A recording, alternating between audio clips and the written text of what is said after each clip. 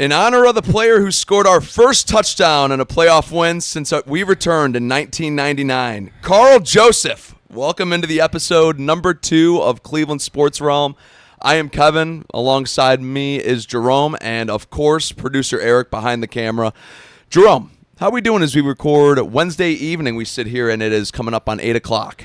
Yeah, I mean, we're doing okay. I had a little sinus infection this week, but we're doing all right. We're doing all right. Good. And, we got a lot to talk about, man. So the hell with how I'm feeling. Let's get into the Jumping right in. Do you want to start with the team that I'm wearing, the Guardians, or do you want to start with the team that you're wearing, the Browns? No, I think we got to start with the Browns. Got to start with the Browns. The Guardians are close to getting out of this thing again, so. Start with the good stuff. I guess. I don't know if it's maybe. good stuff. Yeah. The unknown. How about okay. that? I like that. Yeah, the unknown. So what is now known is that Joe Flacco will be the starting quarterback for the Browns. Let's go. And Kevin Stefanski did not commit to him for the whole season when the media asked. Joe didn't commit himself to the whole season. He said, you guys know how this stuff goes, and laughed. Kevin not committing him to the whole season tells me that, I don't know if Joe's going to make it through the whole season. He is 40 years old, okay? And credit to Paul Diener Jr., Bengals beat writer, tweeted that some things come full circle and tweeted the Bengals played their 08 opener versus Joe Flacco, and in some crazy world, they'll be playing their 2025 opener against Joe Flacco. 17 years later. I think that's pretty cool, actually. Yeah. And Joe even touched on it when they were talking to him about, how it felt to be, 40 years old, starting again in the NFL week 1. And he had basically said, Tom Brady kind of paved the way for it. Not that he was comparing himself to Tom Brady, but, Tom Brady kind of put that, the father time thing kind of to bed for a little bit there. And Joe Flacco obviously following right in his footsteps with it. Obviously not, the 7-time Super Bowl champ, but a former Super Bowl champ in and of his own right. So obviously I'm very excited to have Joe Flacco as the starter, especially obviously the magic that we've talked about a lot just from that 2023 season. Glad to have him back in the fold and obviously playing with a lot of people that he played with in 2023 as well. So I'm hoping that some of the chemistry is still there. Yeah, what's interesting about that is the offensive line is virtually the same. In fact, I'd argue it could be better because you got rid of that scrub, useless man, Jedrick Wills. Yeah. And now you have Dewan there. Yeah, I think the only real skill position player that's kind of the same would be Cedric Tillman. David Njoku. Well, and David Njoku, obviously. I was actually thinking more so receivers and running backs, but yeah, and then Njoku too. So. And I guess, I was going to say David Bell, but I can't find the guy. You gotta have a search warrant out for him. They put him on injured reserve at the beginning of the PUP list, and he's nowhere to be found. Maybe he's out there with the albatross hanging out, floating somewhere. I don't know where the guy is. I mean, and they have not given any update on him. No. So that's interesting. And ironically, speaking of the Flacco season, David Bell led them in catches in that playoff game against Houston. But yeah, no, Judy in for Cooper, Judy in, Cooper out, and Njoku's back. So the weapons are different, but the line's the same. Still be handing the thing off to Jerome Ford. That's not different. Yeah, that is the same. Or that's not different. And so we'll see. I think it's the right call to start the season with them. And I think, we were scared and we'll never get to know how true the Browns were, but they seem to be in love with Kenny Pickett because they can't help themselves with bad decisions. Yeah, I wanted to touch on that actually real quick, if you don't mind me interrupting you here for a second. But when they were asking Stefanski about kind of the Kenny Pickett versus Flacco duel, because that's what it seemed like in camp, it never really seemed like the rookies really had too much of a shot to start week 1. And asked if Kenny Pickett really had a shot at the starting job this year, and Stefanski straight up said, yeah, basically until his injury. Yeah, until his so injury. We love Kenny. Yeah. Which, again, they don't know how to do anything right. They love Kenny Pickett and Dylan Gabriel. They just want a quarterback that's not going to turn the ball over, clearly. That's clearly what Stefanski's been, because you could tell how frustrated he was with the Winston interceptions last year, and then obviously the Baker turnovers from 2021, and then, of course, the Albatross, how frustrating that was during that span as well. Well, and we've seen if he you didn't turn the ball over because he couldn't get it past the line of scrimmage. Well, he could, a few yards. But that was his thing. All his defenders, he doesn't turn the ball, he doesn't throw the ball. It doesn't move more than 5 yards. So how can you turn the thing over? I think he had some air yards on some throws. I'm not going to be the biggest albatross defender here, but he definitely threw more than screen passes. Towards the end, he couldn't throw a pass. Towards the end, Yeah. I think he started the one game like it was something crazy, like 9 of 11, but it was for like 55 yards or something ridiculous. I remember like that. the game that he blew his Achilles. I don't. Yeah. Yeah. He was like 7 of 9 for 28 yards or something, and CBS had done the graphic on the drive where he did tear his Achilles, and he had not thrown a single pass past the line of scrimmage. And I mean, that's just okay, enough of him. Yeah, no, you got to. Yeah, okay. Yeah, no, it was horrible. He literally didn't throw the ball past the line of scrimmage. That's how little trust they had him. So we'll never know this, but I wonder if everybody else didn't get hurt, because everybody did at one point. If Shador got hurt, Dylan got hurt, Kenny still is hurt. He's not going to play Saturday against the Rams. Did Joe win this job, or is it just kind of like, well, he's the survival of the fittest? Like, we'll never know. Like you said, I'm on your page. I don't think the rookies ever had a shot in hell to start, at least week 1. Now, would they have started Kenny? I don't know. I think they probably would have, because they seem to always do things that don't make sense. Right. And the one good thing about starting Joe, and we've covered this last week, and we'll say it again because he is the starter now, fans are going to have some patience for him. If Joe turns the ball over, it's not going to be boo, right, Shador, chance. Like if it was Kenny Pickett. If it was Kenny Pickett, the first ball that didn't hit a receiver's hands that was wearing brown and orange, it was going to be Shador. Yeah, the boo birds were going to be out. Yes. Yeah. Nobody had any patience or time for Kenny Pickett. Right. And the only reason they're going to have patience or time for Joe Flacco is because of 6 miraculous games in December of 2023. Unbelievable time to be alive. So that's where I think they're probably too stupid and tone deaf to understand this. But from a fan's point of view, this was probably the call they should have made all along. But they're too dumb and dense to get that. Yeah, I think so.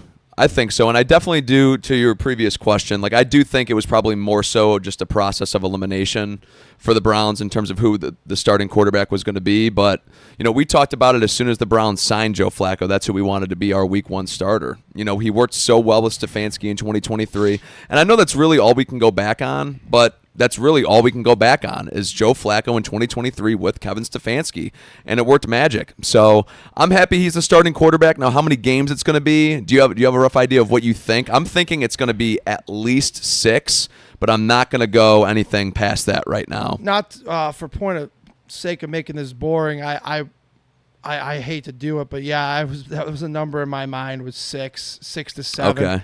I wonder. If the Browns are winning, I think there's a chance it's more. How much they're of course. They're going to win. I mean, that schedule, we've talked about it. It's not favorable to start the year. Like if they start 3-3, like Flacco will be starting past 6 games. Yeah, If they start 2-4, I think that's where you start questioning it. If it's 1-5, I think he's done. Yeah, I would say so too. And that's where I am. I think it's probably about 6 or 7 games because I know Joe keeps saying he feels great. His arm feels great. But, like, dude, I mean, I'm 28, and the body doesn't feel the same way when I get out of bed in the morning as it did when I was 18. I can't imagine being 40. I mean, there's just no way he could be feeling as great as he proclaims. No, and I mean, they do have, like, the professionals that are working with them to make sure that their body's right and that they're eating right and that they're stretching right. So I'm sure he's definitely sore, but I'm sure it's not to the magnitude of what you think it is, probably. Like, if he was eating like crap, not stretching, not really hitting the gym, I'm sure he would feel like crap after a few practices. But I trust Joe Flacco. He's been a veteran in this league. I'm going to say he was drafted in 2008. Yeah, so 17 pick. years he's been in the league, or maybe this is his 18th year. Yeah, I trust Joe Flacco. Yeah, I think he'll be fine. For a little while. I think it all depends on team success and how well this offense can move the ball. Like, it's kind of an unknown right now because, I mean, we know, Joe's going to want to throw deep. And if they don't have receivers we know Judy can he run under the ball and we know he can. Yeah. Cedric Tillman, we've seen it in super snapshot size. We don't know. And Isaiah Bond is now here, and we'll touch on that extensively. We'll get into that here in a minute. He's not, we don't know.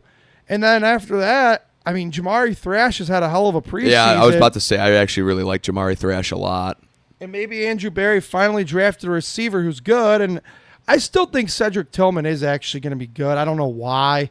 But, the small samples, like I just said, it's a snapshot size. But what I've seen of the kid, I really do love. Well, and obviously that 3 to 4 weeks stretch that he went on last year definitely gave you a little bit of confidence in that draft pick, too. And I can't help but say it's really hard to evaluate all these guys as pass catchers when they had such an inept quarterback last year who could not get them the football.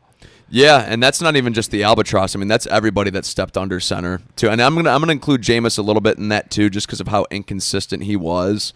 Even though obviously the fan base ended up really adoring Jameis by the end of it. Yeah, I'd say Jameis, bar none, was the best quarterback they put out there last year. Absolutely, it wasn't even close. Well, absolutely, and it's exactly to what you're just saying now. He didn't have to do a lot to be the best quarterback on the team last year.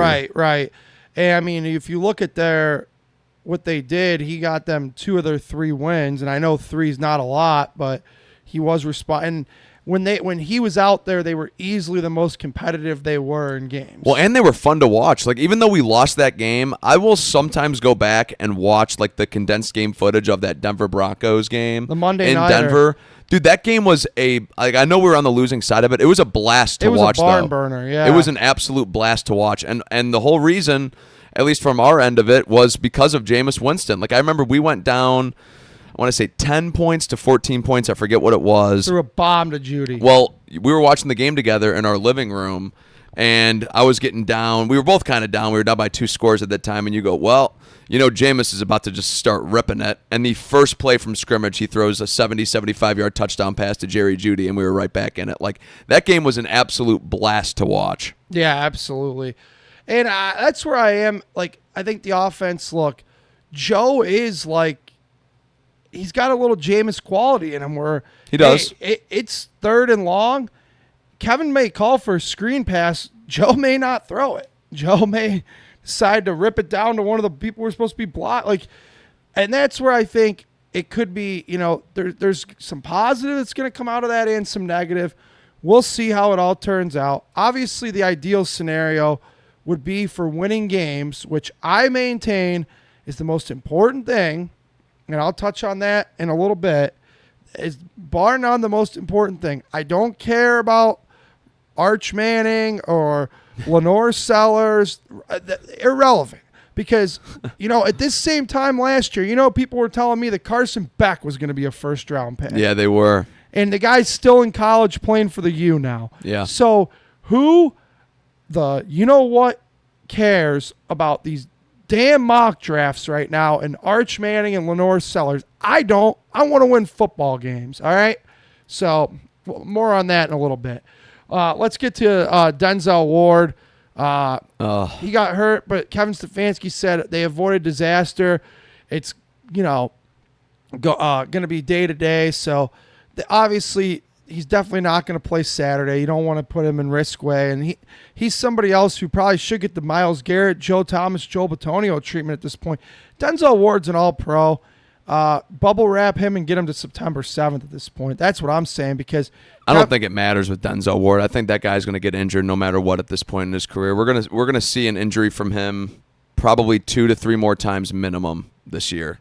And you just have to be prepared for it. You can't just sit the guy out of practice all the time just because he gets hurt. I don't think that's feasible. The guy's got to get his reps throughout training camp. Yeah, I get it, but he's also he's probably at that status of Myles Garrett, Joe Bitonio. If you look at talent on the roster, he's probably the 2nd overall best player. You can, at this point, he's probably earned that veteran sign of respect where he doesn't have to be out. That Denzel Ward could probably not take another rep the rest of training camp. Well, training camp's pretty much getting over with now. Right. But whatever, you get my point. He cannot take a rep until September 7th, and I trust him to go out there and shut down Jamar Chase. Yeah, and he's had Jamar Chase's number literally since Chase has entered the league too. Like that's one of those matchups that I might have brought this up last week, or I think we might have been talking off air about it. But it's almost like when the Bengals, like from 10, 15 years ago, when it was A.J. Green versus Joe Hayden. Like I always knew that I always trusted Joe Hayden against A.J. Green. I was never scared about A.J. Green. The only time he ever did that was at 2011 opener, that blown coverage. Yeah, and that was literally because the defense was not set. Right. Yeah, so he blew right by him.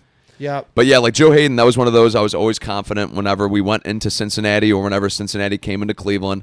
And, I was actually, like in 2021, I was pretty worried about that because that was when Chase was really emerging on the scene. And I think that's when Denzel Ward really came into his own. I mean, that was Chase's rookie year.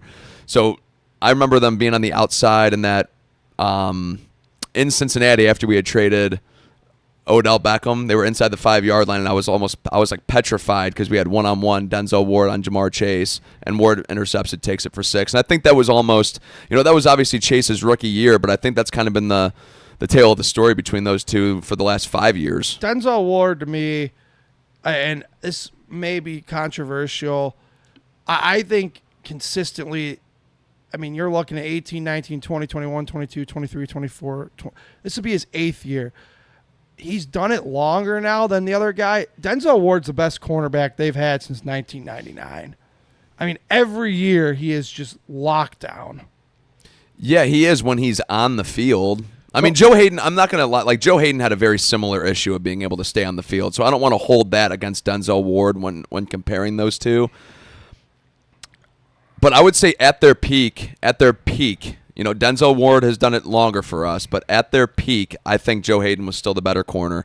I mean, you look at that 2013 season, we basically had the only two people that entertained us that year, it seemed like, were Josh Gordon and Joe Hayden. And yeah. Joe Hayden was hands down a top 3 corner in the game that year. I mean, you can go back, look at all the experts, look at the numbers. It's literally Darrelle Revis, Richard Sherman, and Joe Hayden that year. Like nobody came close to those 3. Last year, Denzel Ward was a top 3 corner. We just got we just sucked. So did that Browns team of that Hayden team. I'm not using that as a slight against Denzel Ward. No, yeah, Denzel Ward to me is just. So with that, all that being said, whether he's the first, like we're obviously disagree on that, whether he's the first or second best corner since 1999, he's top 2 unquestioned, I would say. He's unbelievable. And I was really looking at it today, and the Browns' corner depth behind Denzel Ward kind of flat out blows. Like there's no other way to put it. Like I mean, it looked good before the MJ Emerson injury, and then obviously Newsome, and then Cam Mitchell. We were talking about it before we came in. He's had a horrible preseason. Did not have a great game against the Eagles. No, he's had a horrible preseason, and he's supposed to be your nickel back. Now look, that's a player I was pretty excited for to see how he would step up into that role this year. I really was. I still am. This is his 3rd year now, I believe. Mitchell? Yeah. Yeah, I want to... Yeah. Yeah, it is. It's his 3rd year. So go back to his rookie year. He's a guy who's literally gone down every year. Like his rookie year, he was really good. He was a decent number 4 corner for us. And then he's filled in when Denzel got hurt, and he had to play nickel his rookie year. He was good. Last year, he was so-so. This year, I mean, he's just getting beaten. But I know it's been a rough preseason, but I'm not going to say that it's a complete fall off for him yet. We haven't even seen him. I got to see. I mean, he's got to step it up because most teams go with, especially the Bengals, 3 wide receiver sets. He's going to be out there 80% of the snaps on opening day. Like, that's a good point. You better figure it out, son. I agree. Because Joe Burrow will find that Andre Isavos or whatever, and he'll have a field day. Oisivas? Yeah, whatever his name is. No, yeah, I know exactly who you're talking about. Yeah. I mean, are you one of those? Because are you going to have Denzel Ward follow Jamar Chase around the entire field? We know Jim Schwartz won't do it. I know, but would you? Yes. Yeah, I would too, 100%. Especially with this group. And even those 2013 team had him follow whoever. Hayden. Yeah. Yeah, let Denzel, and I know Jim Schwartz, right and left side, and that's the way I do it, and I've done it like that. Well, yeah, okay, whatever, we get it. You also got to have the personnel in order to do that. And guess what? Greg Newsome ain't Denzel Ward, and he ain't even in the same stratosphere. So, no. And the Browns told you what they thought of Greg Newsome, the fact that he's going into his contract. They did pick up his 5th-year option, but they have had zero communication as far as an extension. So, I mean, then you go him, and then you go Cameron Mitchell, and then Tony Brown, who's a special teams ace. I mean, I guess he's going to probably have to play a little corner on defense, and then it's two undrafted rookies. Like, it sucks because you already know, and I heard somebody say this on a podcast, and I can't remember who, or else I give him credit. Actually, I think it was Dustin Fox. Actually, it said, it's built into the contract. He's going to miss 3 to 4 games a year. And I am, after looking at their depth chart at corner, I mean, I am petrified from when he misses games this year. Ward? Because you're talking about Newsome and Mitchell on the outside, and you're, I mean, let's just hope that maybe Denzel Ward has the healthiest year. But like, Dustin and they already tried the Ronnie Hickman experiment at corner. Kid's a safety. Last preseason. Yeah. Thank God they didn't try that in the regular season, because the preseason he was looking like Cam Mitchell out there last year. I mean, I hope the best case scenario for the Browns would be that Greg Newsome absolutely balls out, has a phenomenal year, and then he goes and gets paid by somebody else. Yeah, absolutely. Because I think an extension is almost out of the question at this point, because what Newsome's going to want, like what he wants or what he's going to want, is definitely not. He's a hell of a lot better than he is. Well, yeah, and it's just something that the Browns they just can't afford to shell out.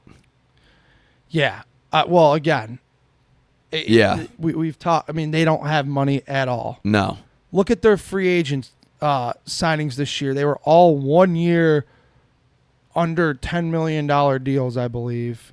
Under 5, I think, for the most. Well, and even I think we've talked about that Tevin Jenkins deal they had. It's it was reported as a 1 year deal, but I saw it's literally a 4 year deal with 3 voided years, so that the money can work correctly. They have to manipulate contracts so much in order to actually get players here. I mean, what a disaster, man. Well, it's their own fault. Oh, it's totally their fault. Trade for a guy who stinks, and you see what happens. Okay. The pass rush has to get home. That was my next point that I was going to carry on into this. Because I think if you look at the Browns position groups, and we talked about this last week, so I don't want to rehash too much. Sure.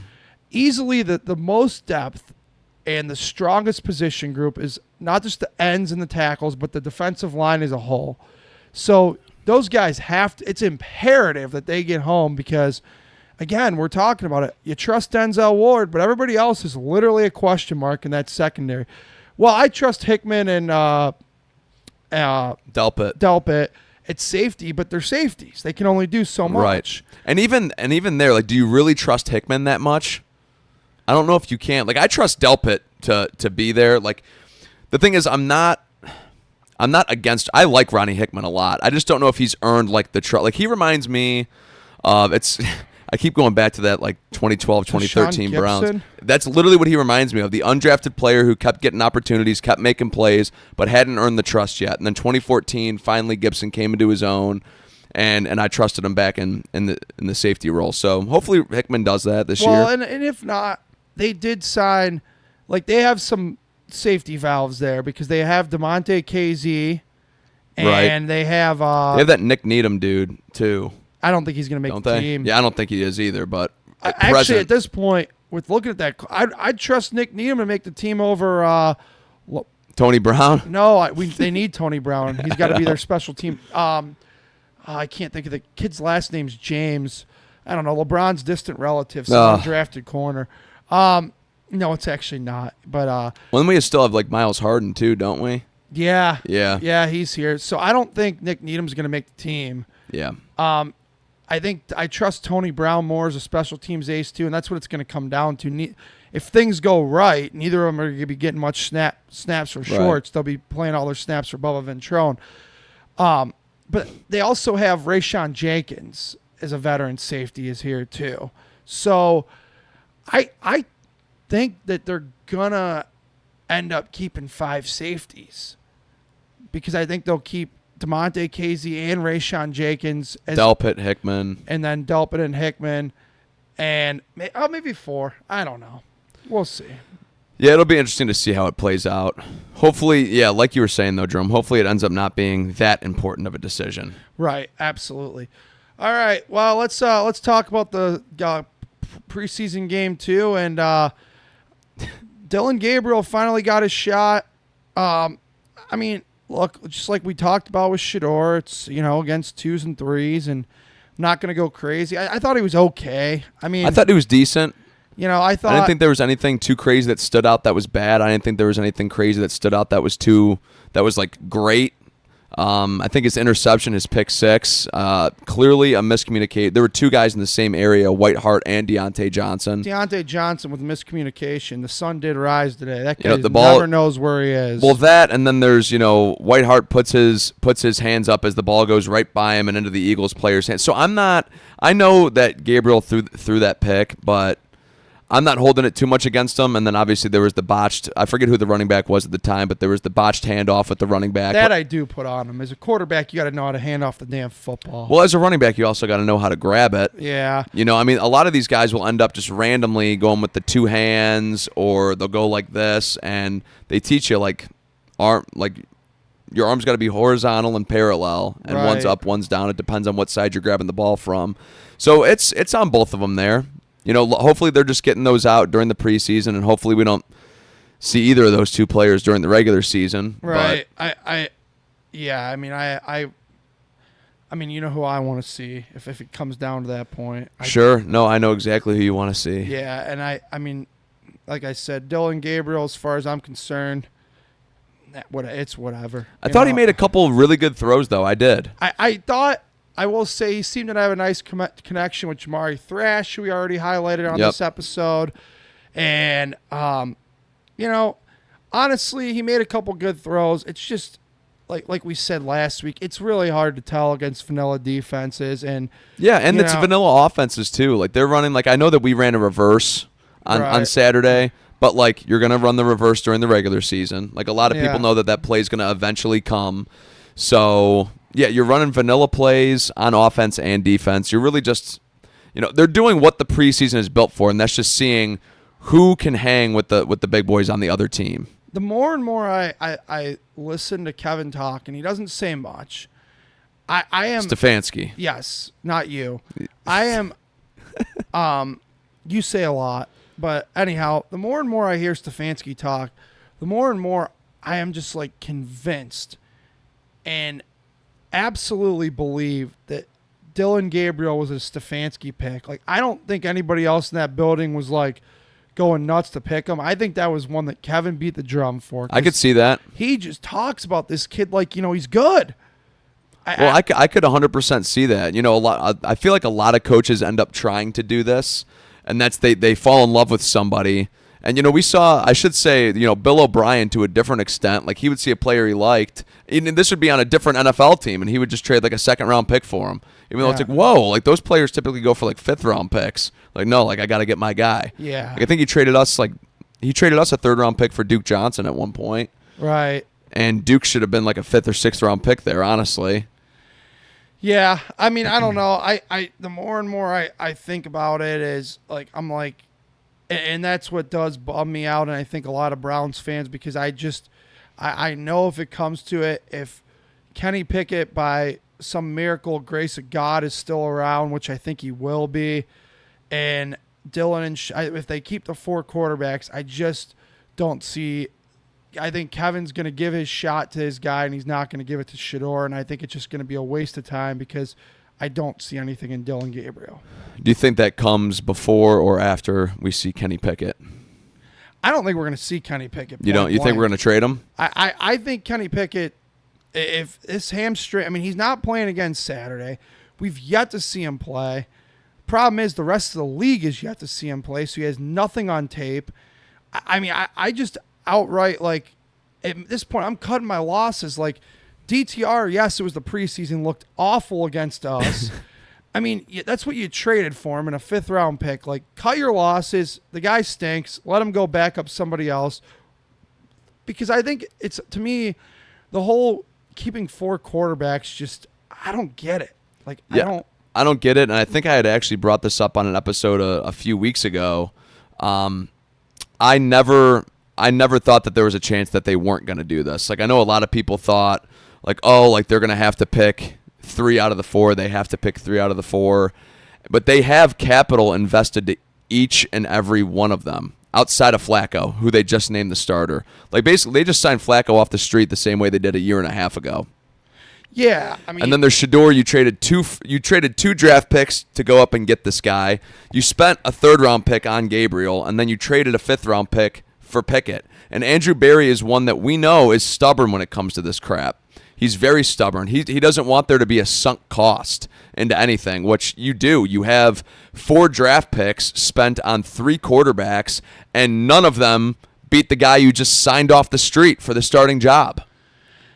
Yeah, well, I actually don't blame them for that because, I think Joe was the best choice. So do I. But I just don't think that we're using draft picks smartly right now. I think, to me, again, the Dylan Gabriel thing I'll never understand. Like, and whether that was a Kevin decision and they gave Kevin his wish, then if Kevin thinks Dylan Gabriel's God's gift to quarterbacking, then I'm beginning to question Kevin's evaluation of quarterbacks. And because like I said, we still don't know what Dylan Gabriel is though yet. Listen, I could be full blast wrong, and we could run this back whenever. I don't think he's anything. Neither do I. I think Neither do I. The best case scenario for Dylan Gabriel's career is that he's a left-handed Kenny Pickett. Bounces around as a backup quarterback. That is his absolute peak, in my opinion. Okay. And listen. I could be totally wrong about this. My peak for Shador, I think he's a multi-year starter in the league. Yeah, I know. That's it? You think he's like a Kirk Cousins? No. Like a multi-time, upper echelon quarterback in the NFL.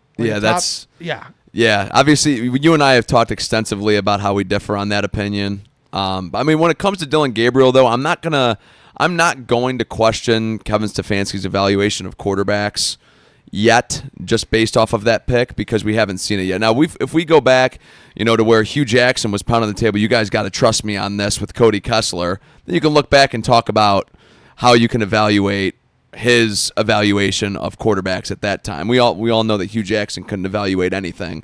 That was the biggest hoax maybe in NFL history, was that Hugh Jackson was a quarterback whisperer. Right. That's literally what sold the entire fan base and the entire fan base on him, was that he was a quarterback whisperer and he was wrong on everybody. Regardless. But yes, I'm not going to hold the Gabriel pick right now against Kevin Stefanski. We haven't really seen anything. All we've heard are what the beat reporters are telling us, the 2 or 3 clips that we've seen from him in training camp, what the armchair quarterbacks are talking about on Twitter or X, and we can only go off of what we really saw in the second preseason game against the Philadelphia Eagles right now, and I didn't think he looked that bad. Right, I understand all that, and I know I'm making bold predictions for each of these kids, and Lord knows I'll probably be dead wrong about both of them. No, and yeah, I don't think Dylan Gabriel is going to be anything special in the league either. I also want to get that out there. I don't have any high hopes for him. I'm not. There's the cautious optimism in me that's holding out some hope. Well, and I will say, listen, what we've seen of them in public, and I mean, training camp's public too, but what we've seen of them in a game atmosphere, albeit preseason games, yep, both of them have looked decent. And I'll give Kevin, as much as I just roasted him, I'll give him credit. Those are 2 rookies, and they both looked like they weren't lost in the sauce out there. And that's a beautiful thing. It is. They both had command of the huddle. Granted, again, it's preseason. Right.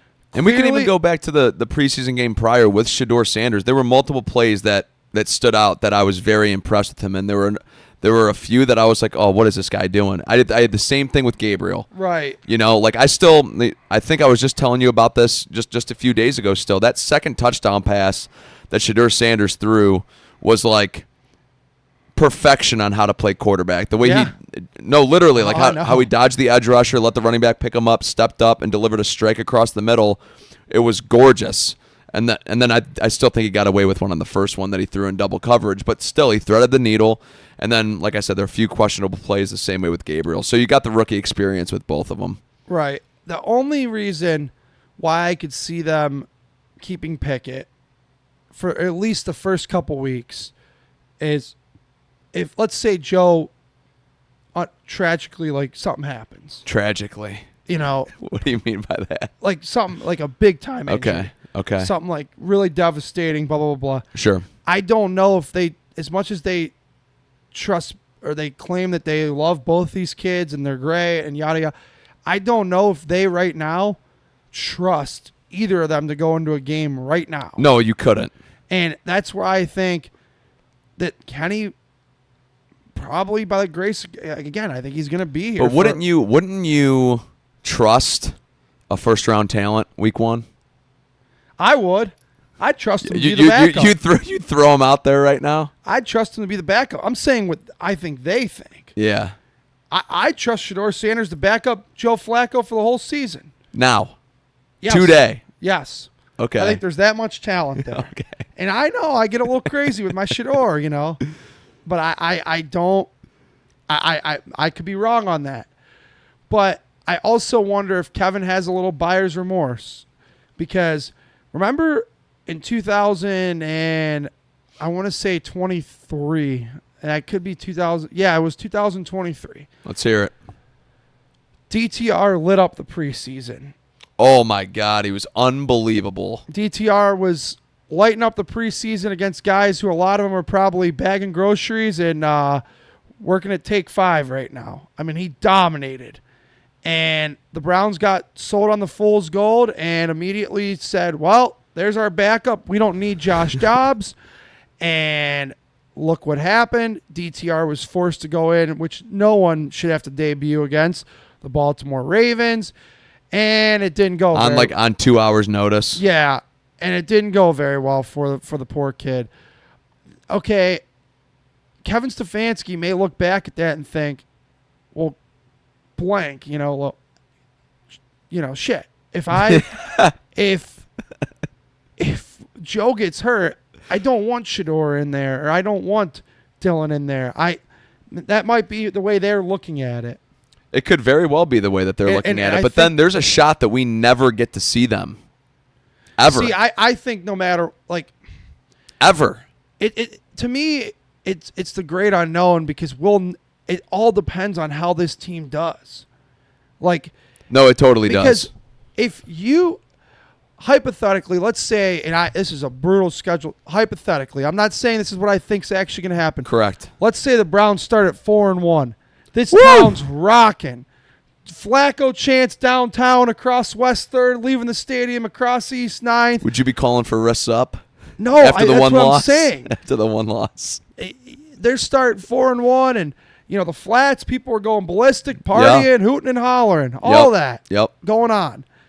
How can you look at that team and say we're going to make a quarterback? There's no way you can't. You can't do it. You can't. So that's why I think, whether we see these kids or not, look, it's well known to every single person who listens to this program. I'm a Shedeur Sanders fanboy. I think he's going to be great. But if the Browns are playing great, I can really give a shit less that Shedeur's sitting his ass on the pine holding the clipboard. I'm not going to care. I just want the Browns to win games. Same. Absolutely. And that's where I get frustrated with these people. Well, the draft and Arch Manning. No. None of that's important right now. It's not. It's not. Win games. Why don't you try winning games for a change? You've been planning. You've been planning for the future more than an investment and retirement company firm, and it's got you nothing.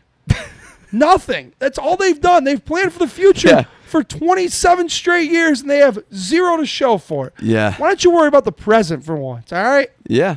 Well, hey, we can actually go back, kind of relating your current point to a little bit over 10 years ago. Not the 2013 team I've been loving talking about, but the 2014 team when they started 7-4. You couldn't get off the Hoyer train, even though everybody wanted to see Manziel. And then what happened? They lost, 2-3 in a row, and then it was like, okay, now we need to make a quarterback change. And then obviously we know how that worked out. Yeah, but that's exactly what you're saying though. Is that if you're riding that high and you are 7-4, why would you make a quarterback change? You're in the middle of a playoff push right now. Right, absolutely. Let's talk about one last thing on the Browns. Isaiah Bond. We said we promised we'd touch on this. He's here. on a 3-year, $3 million guarantee. Fully guaranteed. So to me, are only him and Deshaun Watson, are those the only two people that get fully guaranteed contracts from this regime? I think so. I mean, I'd be willing to bet. Flacco's is totally incentive based. I think it's a base of like $4 million with incentives up to 11 or something. Like, anyway, Isaiah Bond. I heard well-known Browns podcaster, blogger, whatever you want to call him, Quincy Carrier. Thank you. He had said today that he thinks Isaiah Bond is best possible outcome would be being a Travis Benjamin. Travis Benjamin was a pretty damn good punt returner. I think that's setting the bar way too low. Pretty damn good punt returner and had a hell of a year in 2015 in his contract year here. To me, if a kid you sign, undrafted free agent, turns out to be Travis Benjamin, I think that's wonderful. Sure. No, I actually agree with that. I do think that's wonderful if that's what he ends up being for being undrafted. I just think the way that he was looked at the University of Texas and what his draft profile was telling you coming out, and then obviously the legal issues that he faced that caused him to go undrafted. A lot of people talked about him as a day 2 pick, end of round 2, beginning to middle of round 3, somewhere in there. And the Browns, that's the reason I say I think it's setting the bar too low to say that the best case scenario is Travis Benjamin. I don't think that's best case scenario. I think he's a way better receiving prospect. I think he's a way better route runner. The speed's there, and I actually think he's quicker than Travis Benjamin. I would love to see them put him at returner just off rip. I know he didn't do it a lot at Texas, if at all, but I just think with his speed and his quickness, I think it's something that would come pretty natural to him, just having the ball in his hands as well, and then try to fit him in on offense, try to get him on some reverses, maybe put him in the slot a little bit, get a little bit of work in. I think coming out of Texas, I think he's a way better prospect, and I think he has a way better profile than Travis Benjamin ever did. Well, one other thing I wanted to touch on him and like on the off the field stuff. He opened his first press meeting with the Cleveland media yesterday with a clearly rehearsed speech. Clearly rehearsed, which I know a lot of people are ripping. Yes, that's exactly the point I'm going to make. Okay, yeah, I'll let you make it then. I give the kid a lot of credit. Clearly he cares enough to go home and practice a speech in the mirror. Kevin, I actually think that's a positive, and I don't know why folks were ripping him for that. I thought we were going to differ on this, but I 100% agree with you. I think it just shows, and he didn't stammer over his words, so he clearly had been practicing this for a while. Like, clearly, like, this was very important for him to get this message across in the way that he wanted to get it across. So, yeah, that is one thing that I will give him kudos for.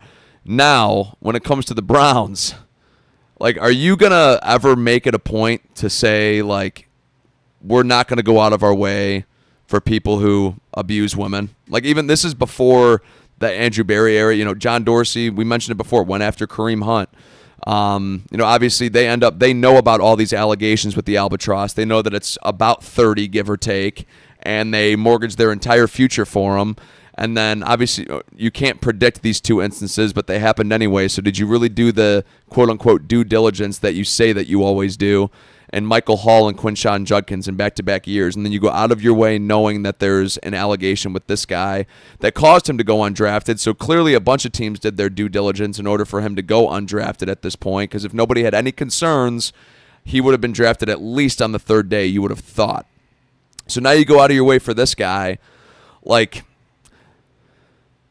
I believe it was Matt Miller. No, it was Ben Axelrod who had tweeted out basically, if you have these players and your team is great, then the fan base, the Browns are assuming that if the team's good, the fans won't care. And he's saying that the Browns are correct in assuming that the fans wouldn't care if it's a good team out there. But this is a perennial horrible football team who is now going out of their way for people that are in legal trouble, have been in legal trouble, or have, had some ambiguous behavior around legalities, and you're going out. So now you're a horrible football team, and you're hard to like. Yeah, it just kind of is. I mean, it's it's an unconditional love I'll have for them, just like all of the Cleveland sports teams, the Tribe, the Cavs, the Browns, and then obviously not Cleveland, but my Irish as well. The unconditional love that I have for my sports team, so I'll never stop supporting them. But there are times that they are hard to like. Well, it's just. I wonder, it's like almost like the Browns wait for these opportunities to happen, and then, excuse me, they're like, well, we can get these folks on the cheap. I mean, well, Watson's clearly different. That one, yeah, that cost you everything, right? And I mean, Kareem Hunt, though, I mean, he was an all-pro running back they got for $4 million at the time. Yeah, and then they signed him they extended him for relatively cheap too. Yeah, and then they ended up bringing him back when Nick went down. Yep. And now he's actually back playing great ball for the Chiefs. Like Isaiah Bond, to your point, a lot of these second-rounders where a lot of people thought he was going to go at or getting fully guaranteed money. Why Quinshon Judkins still hasn't signed? Yeah. Yeah. So it's like they wait for this crap to happen, and I don't know if it's a financial idea or what, but that's just a theory of mine. I could be totally off base with that. Yeah, maybe.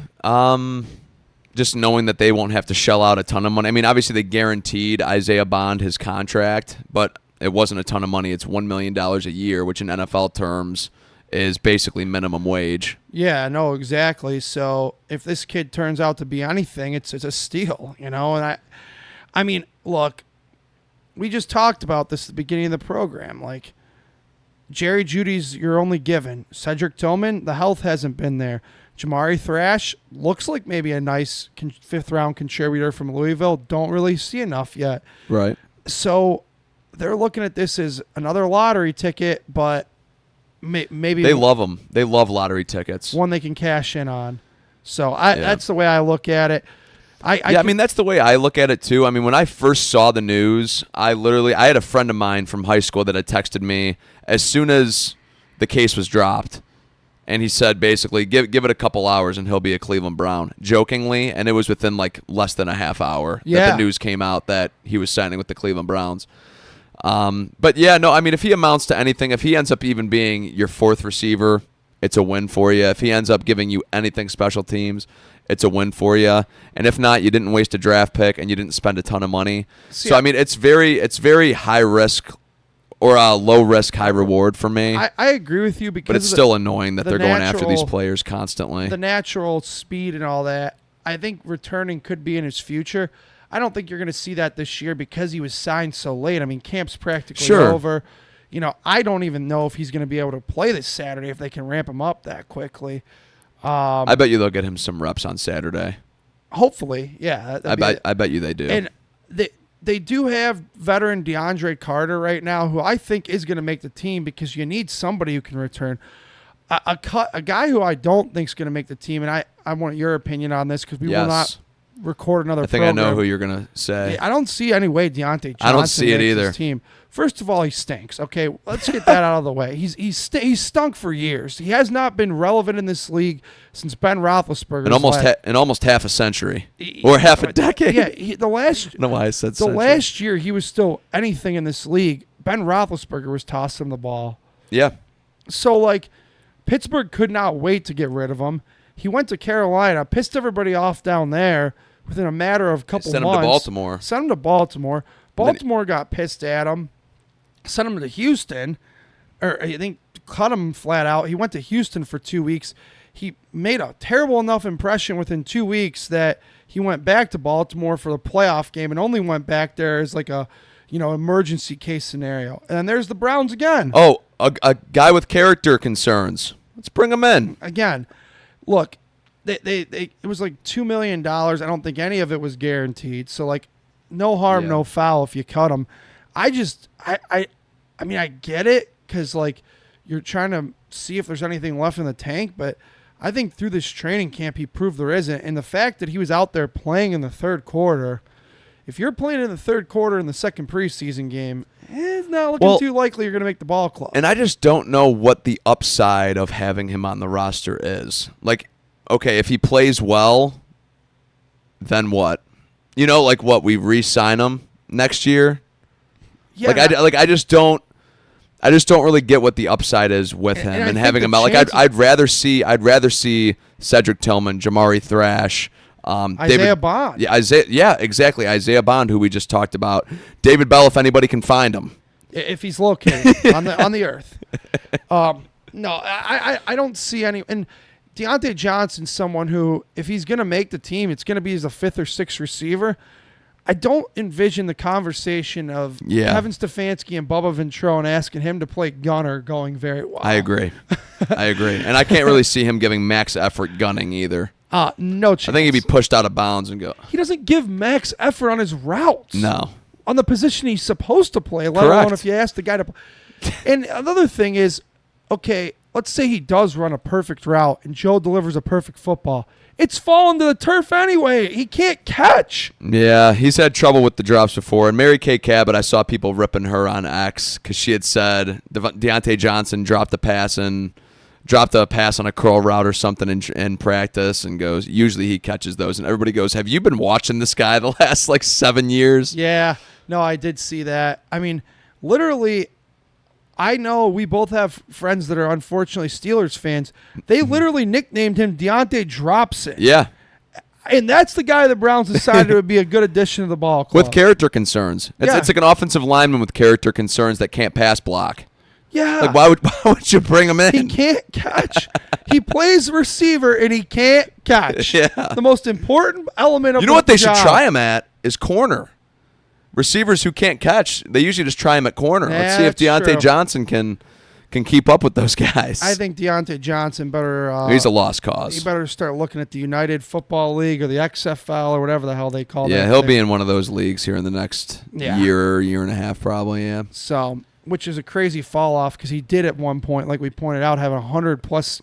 He was a top 30 receiver in the game. Like, he was never a top 15 guy, but he was a top... Yeah, he was a top guy in the league, like a top 100-plus catch season with a future Hall of Famer in Ben Roethlisberger. I mean, oh boy, that was back in the Chase Claypool days, if I remember correctly. That's right. Things come at you quick in this league. All right, one other last Browns thing I wanted to get to, and I've indicated I wanted to get to it a few times, and it came from someone who I really like as a media personality, and that's Jason Lloyd. And yeah, you were hyping this up to me. I still don't know what you're talking about. So I'm watching the Ultimate Cleveland Sports Show today when I get home from work. And because Jason Lloyd said he doesn't like the idea of Flacco starting because he feels like it's a wasted snap. It's not worth it. I already don't like that because Jason Lloyd thinks from the front office point of view a lot. Read his articles. That's how he's always thought. That's fine. He's a hell of a writer. He says it's a wasted snap. So Garrett Bush poses the question to him and says, well, what if Joe played all 17 games and led them to the playoffs? Is it still a wasted season in your eyes? And Jason Lloyd said, yes, because it gets them no closer to a Super Bowl. I just about was fit to be tied angry because here's my thought process on this. Jason Lloyd goes, and it gets them farther away from what they want, which is a number one pick next year to take a quarterback. Here's my thoughts on that. And I've alluded to this a couple times. One, we have no idea if any of these quarterbacks are going to be good next year. Well, even the ones that are on our team, we don't know if they're going to be good, though, either. So nobody knows. Let's say that this hypothetical did happen, which, by the way, just for clarity's sake, I don't envision it happen. Joe playing all 17 games and starting a playoff game. Yes. Jason Lloyd said it's a wasted season. Mm-hmm. It's hypothetical. How, to me, is that a wasted season? As a Browns fan, when I've been a fan for years, I've literally watched them go to the playoffs 3 times in my life. I've only watched them ever win 1 playoff game. Yep. And they're going to go to the playoffs, and in your opinion, it's a wasted season because Arch Manning's going to be so good. And I swear to God, if his name was Arch Lee, like our producer Derek Lee, people wouldn't. It's because of his damn name, Manning.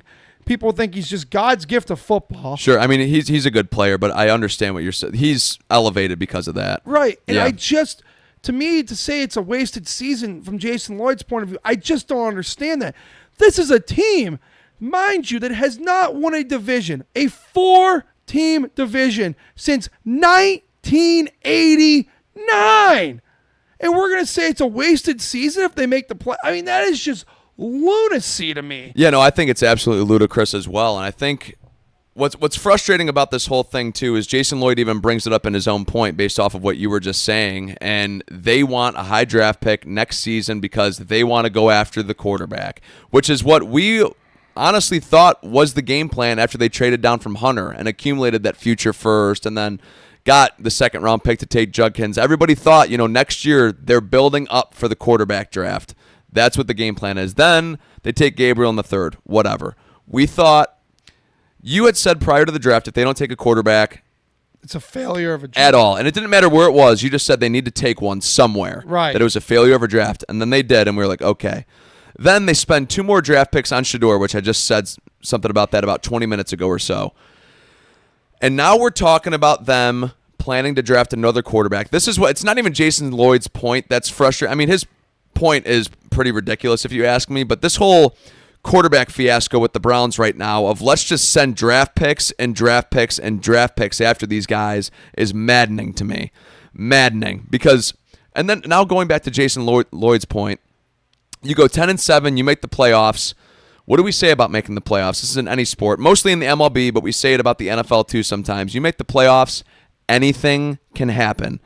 Anything can happen. Right. So we get there. I'm not counting that as a lost season. We don't know how the Jaguars are going to be next year. I'm going to presume they're probably not going to be a playoff team because they sucked last year. And they're going to suck again. And they spent the farm to get a receiver.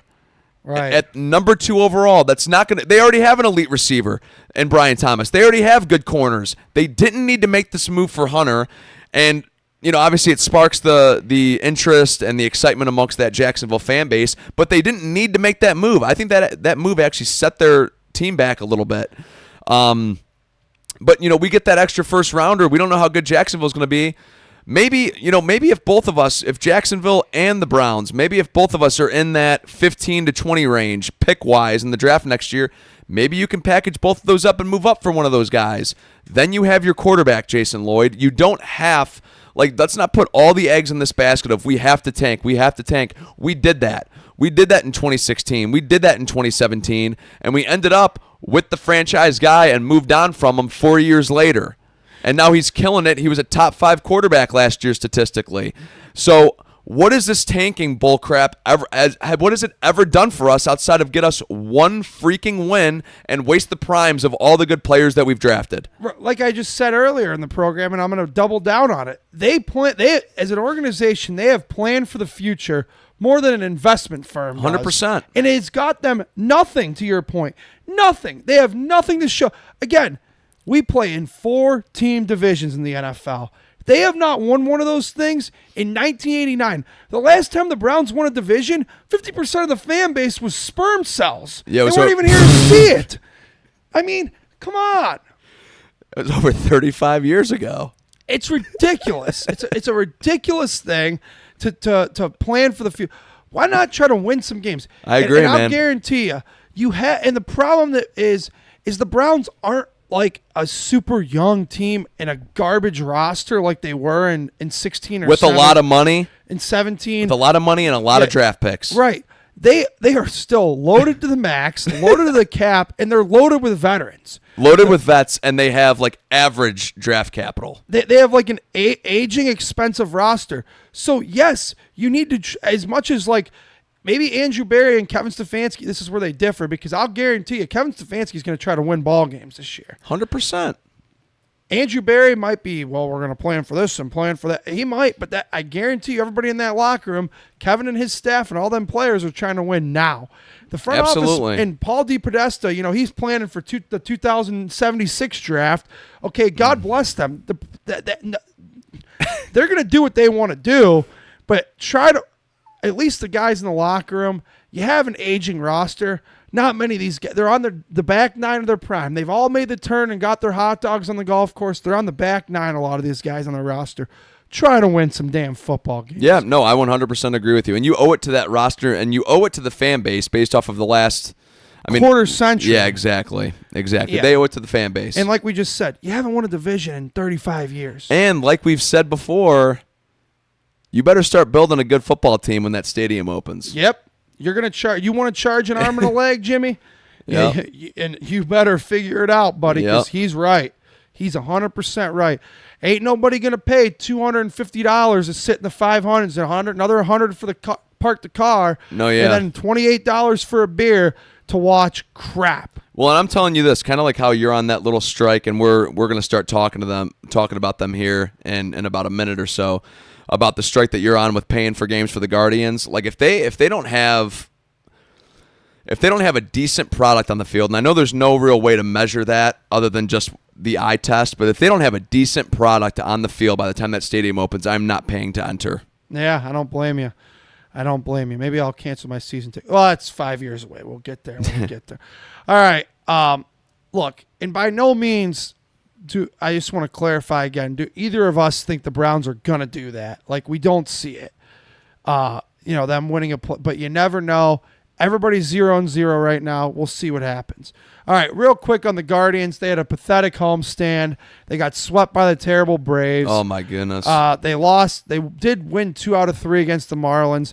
They went and lost 2 out of 3 in Arizona. Again, now they're 3 games back. They're back to 10.5 back from the Tigers. Tigers are getting hot again. They're getting cold. The division's cooked again. We always thought it was cooked, but I mean, now you're basically deep. I held out a little bit of hope. Right. But now you're dropping in the deep fry basket. The division's over. Yeah. The wild card, you still have a chance, but score some. I mean, today. And what have they lost? 4 out of the last 5? Yeah. 4 out of the last 5. No, yeah, 5 out of their last 6. 5 out of their last 6. So again, they're crumbling again. Yeah. And I thought the one bright season spot of streaks today, Parker Messick was outstanding in his debut, man. I was disappointed I couldn't see that because I was working today, so I wasn't able to actually see. But I heard, I was reading some stuff on social media and hearing what you had to say, and friend of the show, Phil Yam, what he had to say about it. And I heard that the kid looked electric, so I'm going to go back and watch some of that when we get back. Yeah. No, kid looked really good. So that's about all I have to say about them, but we'll keep an eye on them. It was a Browns heavy show tonight, but we did have to touch on them a little bit. And again, the same problem that's plagued them all year plagued them again. Stephen Vogt's fetish for Matt Festa killed them today. And then you scored 2 runs. 2 runs. And you had chances all day, and you just swing and a miss. And their offense is just putrid. It is. Thank you. Yeah. It's the word I was looking for. And quite honestly, I'm at the point, though, if by God's grace and the 8th wonder, another miracle performed by the man above, if they made it into the playoffs, I don't know how they could beat anybody because you got to score runs to win in the playoffs, and they cannot do that. Yeah, it's going to be frustrating. At this point, I'm giving it like a 25 to 30% chance that they make the playoffs. I was going to go 10. Yeah, I know. I had a feeling that you were going to definitely be lower than me. I was going to be 5 to 10. I mean, we're still below 50%, both right. of us. Even if you combine our numbers, we're below 50%. So we're not giving it great odds on the CSR. If you have any hope that they're going to do, they got to go like sweep Texas or take 2 out of 3 at bare minimum this weekend because Texas has been absolutely on a free fall right now. I still remember when we basically felt hopeless, and then they went into Houston and they swept that series, and it brought all the. So let's hope that that's exactly what they do. Yeah, maybe Texas is their state this year. Yeah. Maybe they'll go to Arlington and good just transition there, man. Dominate. All right, let's hit a couple odds and ends before we get out of here. Derek's on overtime; he's not liking it. It's not overtime. Danny Dimes was named the starter in Indianapolis. I'm happy for Danny Dimes. I'm very happy for Danny Dimes, but I really wonder how bad Anthony Richardson's going to suck. I mean, I don't get a lot of quarterbacks right. I'll be the first to tell you that. I said from the second the Colts drafted Richardson, he was going to absolutely suck, be a bust. I'm looking to be pretty right on. I love Danny Dimes. You know that. I've had an affinity for the guy for years. I wanted the Browns to bring him here last year. Yeah, And, I mean, but in all fairness, I mean, if you're a former first rounder and you can't beat out Danny Dimes, I mean, they're both former first rounders. Daniel Jones, 2019, 6th overall. Richardson, and then Richardson was 2023. He was the Stroud class. Yeah. Yeah, so 2023, and he was 4th overall. I would wonder. I know Richardson's agent said he's going to ask for a trade. I mean, I don't know where his agent thinks he's going to go and get a chance to start. I mean, I can't think of a single I don't know either, right man. Now. I don't know. And that's one of those two. And both of those players, actually, that I was kind of – I thought both of them weren't going to work out in the NFL. I don't know. I mean, This is what happens when you kind of just draft players based off of like athletic ability to play quarterback. Like that's why Anthony Richardson was drafted so high. But also on the other side of that, you get the Cam Newtons sometimes when you draft for pure athleticism, and they hit sometimes. So, yep.